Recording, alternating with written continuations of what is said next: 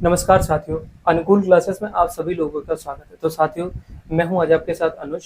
तो आपको जो लेकर आया हूं टॉपिक वो है आपका संसाधन और विकास, जो कि हमारा टॉपिक चल रहा था, जिसके बारे में कल हमने अच्छे तरीके से चर्चा की।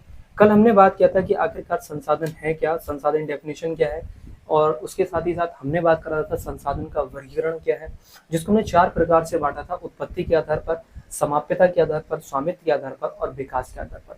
फिर ऐसे प्रकार हमने इसमें जैव, अजैव, नवीकरण, अनवीकरण, इनकी हमने परिभाषा की चर्चा की और इनके हमने सिनॉप्सिस भी तैयार की कि आखिरकार इनकी डेफिनेशन क्या है, और इसके बारे में अच्छी तरीके से विस्तार पूर्वक चर्चा की। तो आज की वीडियो में मेरे भाई आप लोग पूरी वीडियो मेरे साथ बने रहिएगा, और हम जो वीडियो आपको दे रहे हैं बिल्कुल बेहतर वीडियो देने का प्रयास कर रहे हैं, और आपको सिनॉप्सिस भी यहाँ पर बोर्ड पर बनवा रहा हूँ। हर टॉपिक का सिनॉप्सिस बन रहा है, ठीक है सर।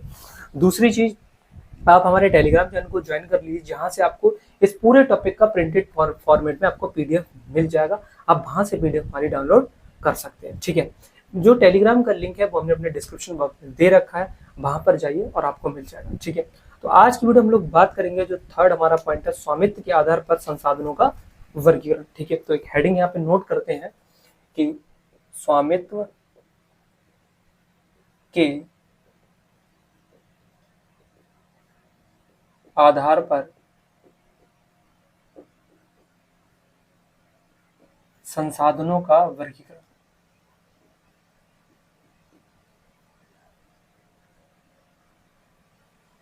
ठीक है। पहला जो पॉइंट आपका है, आपका व्यक्तिगत संसाधन।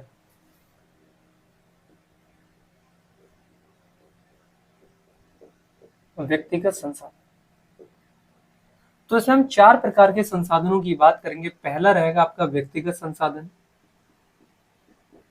दूसरा रहेगा आपका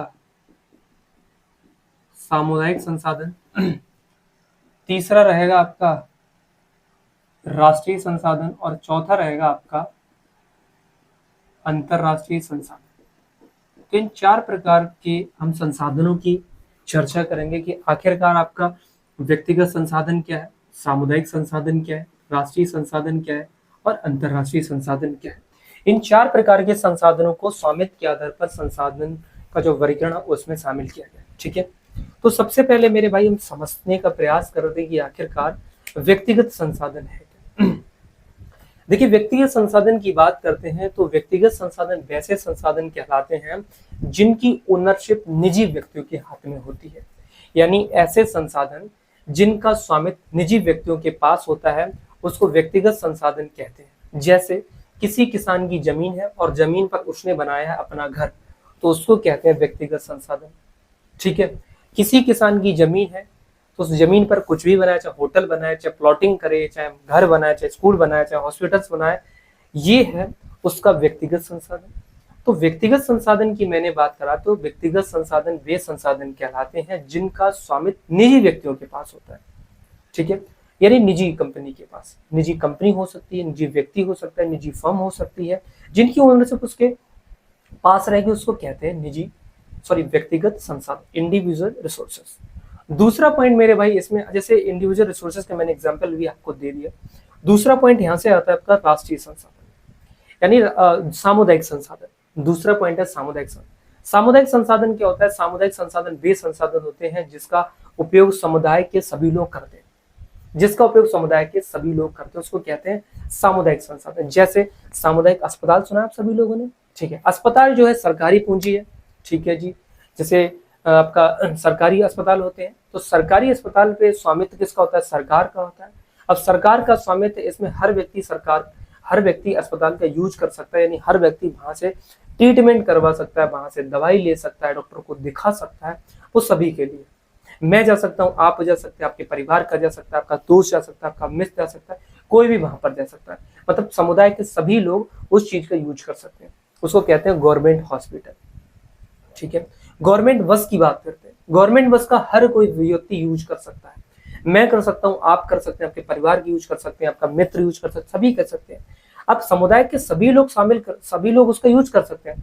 अब इसमें समुदाय के सभी धर्म के व्यक्ति यूज कर सकते हैं, चाहे हिंदू हो, चाहे मुस्लिम हो, चाहे सिख हो, ईसाई हो, सभी प्रकार के सभी धर्म के व्यक्ति उसका यूज कर सकते हैं। क्यों? क्योंकि वह सामुदायिक संसाधन।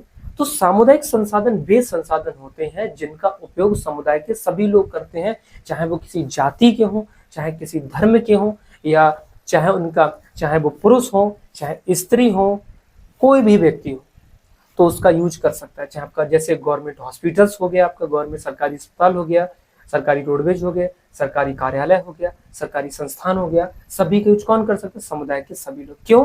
क्योंकि उन पर सरकार का स्वामित्व होता है, वो समुदाय के लिए बनाया गया है। ठीक है, सरकारी स्कूल हो गया तो सभी लोग उसका यूज कर सकते हैं, हिंदू होगा, मुस्लिम होगा, सिख होगा, ईसाई होगा, सभी लोग उसका यूज कर सकते हैं। यही होता है आपका सामुदायिक संसाधन। ठीक है, नेक्स्ट आपका आता है राष्ट्रीय संसाधन। तो राष्ट्रीय संसाधन की बात करते हैं तो ऐसे संसाधन जो राष्ट्र की भौगोलिक सीमा के भीतर मौजूद हो उसको कहते हैं राष्ट्रीय संसाधन। जैसे एक मैप से समझते हैं थोड़ा, जैसे मान लीजिए ये आपका इंडिया का मैप है, ठीक है, ये आपका क्या है? इंडिया है। तो इंडिया के भीतर जितने भी मौजूद, इसके भीतर जितने भी मौजूद संसाधन हैं वह आपके कहलाएंगे राष्ट्रीय संसाधन। यानी हमारी ये क्या है? राष्ट्र की संपत्ति, इनका उपयोग केवल हमारा राष्ट्र कर सकता है। इसी जगह मान के चलिए आपका यूएसए होता, तो यूएसए हो गया चाहे आपका, ठीक है, चाहे आपका चाइना हो गया, चाहे आपका पाकिस्तान हो गया, चाहे आपका रसिया हो गया, ठीक है, इनकी सीमा के भीतर, इनकी भौगोलिक सीमा के भीतर जितने भी संसाधन हैं, या इनके राष्ट्र के अंदर या भौगोलिक सीमा के जितने भी संसाधन है वह सब इनके संसाधन कहलाते हैं आपके राष्ट्रीय संसाधन। क्या कहलाते हैं? राष्ट्रीय संसाधन कहलाते हैं। समझ रहे हैं मेरी बात के लिए?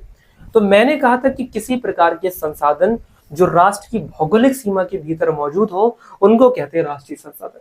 जैसे सॉरी, इंडिया के भीतर जितने भी मौजूद संसाधन है वो राष्ट्रीय संसाधन है, इन पर हक केवल राष्ट्र का होगा जिस राष्ट्र के भीतर उपस्थित हो। जैसे इंडिया के अंदर है तो भारत का अधिकार है या इंडिया का अधिकार है। यही अगर यूएसए में संसाधन, यूएसए के भीतर जितने संसाधन मौजूद है तो उस पर यूएसए का अधिकार होगा।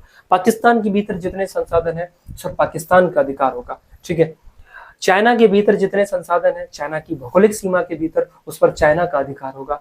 रसिया की भौगोलिक सीमा के भीतर जितने संसाधन है उस पर रसिया का